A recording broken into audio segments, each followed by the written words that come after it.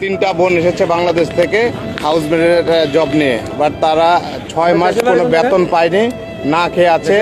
ওদেরকে টাকা দেন, নির্যাতন করে, মারধর করে ওদেরকে ঘর থেকে বের করে দেওয়া হয়েছে।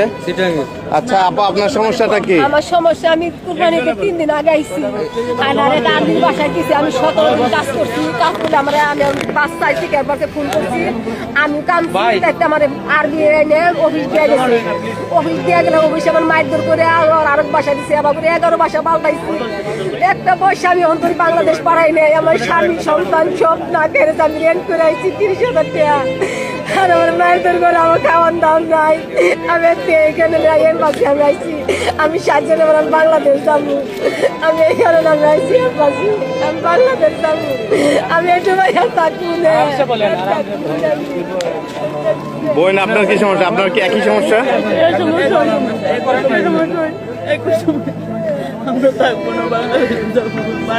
দেখেন আমার এই বোনরা আসছে বাংলাদেশ থেকে, অনেক কষ্টের বিনিময়ে আসছে কিছু টাকা উপার্জন করার জন্য, আর এখানে এসে তাদের করুণ অবস্থা।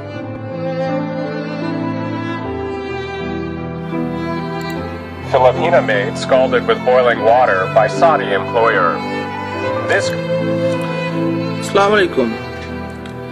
ভিডিওটা প্লে করার আগে আপনাদের দুটা কথা বলে দিই। নতুন ভিসা সৌদি আরবে চালু হলো, ভালো কথা, ওয়েলকাম জানাচ্ছি। নতুন ভিসা মধ্যে কেন মেয়ে কেন যাবে সৌদি আরবে, সেটা তো মাথায় আসতেছে না। হ্যাঁ যাবে যাবে, এটার জন্য তো ড্রিল হলো, আমাদের সরকারের সাথে সৌদি গভর্নমেন্টের সাথে একটা তো বোঝাপড়া হলো। কিন্তু এই মেয়েরা ওখানে গিয়ে কি করবে? ঘরের কাজ করবে। ঘরের কাজ, হ্যাঁ ভালো কথা, ঘরের কাজ করলে তো ভালোই। ঘরের কাজের পরও যে কিছু থাকে সেটা তো কম বেশি সবাই জানে, সব প্রবাসীরা জানে, আমি জানি, আপনি জানেন, আপনারা সবাই জানেন। যারা বিশেষ করে সৌদি বা মিডল ইস্ট মানে মধ্যপ্রাচ্যে যারা থাকে, যারা প্রবাসী, সবাই জানে। তো এখন করণীয় কি?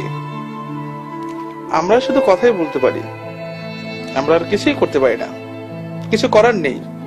তবে এতটুকুই আমি আপনাদের কাছে বলবো, একটা ভিডিও ক্লিপ দেখাচ্ছি, দেখুন।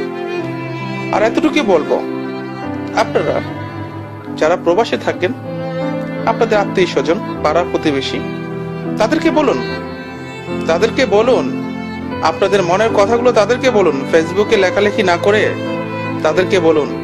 আমি তো বলি, কিন্তু তারপর আমি আপনাদেরকে বলার জন্য বললাম। আপনারা তাদেরকে না করেন যে ছেলেরা আসুক, রাস্তা ঝাড়ু দিক। এখন তো বর্তমানে রাস্তা ঝাড়ু দিচ্ছে বাংলাদেশি অনেক শ্রমিক, অনেক প্রবাসী ভাইরা রাস্তায় কাজ করে, অনেক কাজ করে, ভালো কাজ করে, ডাক্তারও আছে, ইঞ্জিনিয়ারও আছে। তবে আপনারা আপনাদের আত্মীয় স্বজন, রিলেটিভ সবাইকে বলেন যে এই যে কাজের মেয়ে মানে খাদ্যাভ্যাস বিষয়, তারা যেন তাদের আত্মীয় স্বজন বা তাদের রিলেটিভকে পাঠানোর আগে একটু চিন্তা ভাবনা করে এবং সাবধানতা অবলম্বন করে। তাদের নিরাপত্তা যদি তারা দেয় যে একটা খাদ্যাভ্যাস বিষয়ে একটা মেয়ে আসলো, যুবতী মেয়ে আসলো, সেই মেয়েটা যে ধর্ষণের শিকার হবে না, সেই নিরাপত্তাটা দেখ। একটা কাজের মেয়ের যেন চোখের পানি না পড়ে। আরে আমরা তো প্রবাসী, আমরা ছেলে মানুষ, আমাদেরই তো চোখের পানি পড়ে, তো ওটা স্বাভাবিক, চোখের পানি পড়তেই পারে। কিন্তু এই নিরাপত্তাটা যেন আমাদের দেওয়া হয় যে একটা মেয়ে যাবে, সৌদিতে যাবে কাজের মেয়ে হিসাবে, একটা মেয়ে যাবে, কিন্তু ওই একটা মেয়ে যেন ধর্ষণের শিকার না হয় এবং কোনো অত্যাচারের শিকার যেন না হয়, এবং যে কোনো একটা হটলাইন যেন থাকে যে হ্যাঁ কোনো ধরনের কোনো সমস্যার মধ্যে পড়লে যেন ওই মেয়েটা দ্রুত জানাইতে পারে এবং একটা মানে একটা যেন সুরাহ হয়। আরে ভাই, আপনারা যারা সৌদিতে থাকেন তাদের একটা কথা জিজ্ঞাসা করি, আপনারা বলেন তো, এই যে ডিজিটাল পাসপোর্ট নিয়ে যে রং তামাশা, আজকে উমুক জায়গায় যায়, কালকে তুমুক জায়গায় যায়, পরশু দিনকে সার্ভার নষ্ট, উমুক দিনকে উমুক হয়ে গেছে গা, তুমুক হয়ে গেছে গা। তার মধ্যে এই যে এরকম হাজার হাজার মেয়েরা যে এখানে কাজে আসবে, এখানে তো লুইটা পুইটা সৌদিরা খাবে, মেয়েদের শরীরকে চেটে চেটে খাবে। তারা ওইগুলা কে দেখবে? আমাদের যে অ্যাম্বাসেডর আছে, যে অ্যাম্বাসি আছে আমাদের এখানে, যে কনসাল আছে আমাদের সৌদি রিয়াদে বা জেদ্দা বা যেখানে আছে, তারা কি করতে, কি আলুটা ছিড়বো ওখানে? এগুলা সম্পূর্ণ নিশ্চয়তা দিয়ে তারপর যেন এই মেয়েদেরকে যেন এখানে সৌদিতে পাঠায়, এই জোর দাবি জানাচ্ছি, অন্য আর কোনো কিচ্ছু না।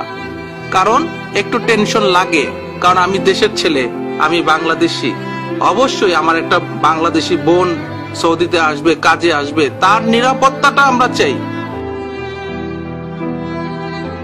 Filipina maid scalded with boiling water by Saudi employer.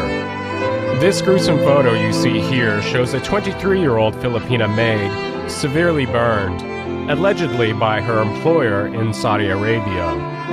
According to reports, the maid, identified only as Fatma, worked for a Saudi man who would constantly kick and beat her because she cried too much because she was homesick.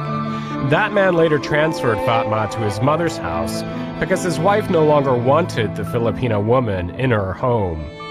A dispute arose between the maid and the mother, reportedly because Fatma didn't make coffee quickly enough. 6 hours passed before Fatma was taken to hospital. During a follow-up visit, she managed to secretly pass a note to a nurse. That note had contact details for her family. A cousin rescued Fatma and documented the abuse suffered at the hands of her employers. Fatma is now recuperating under the protection of the Philippine Embassy.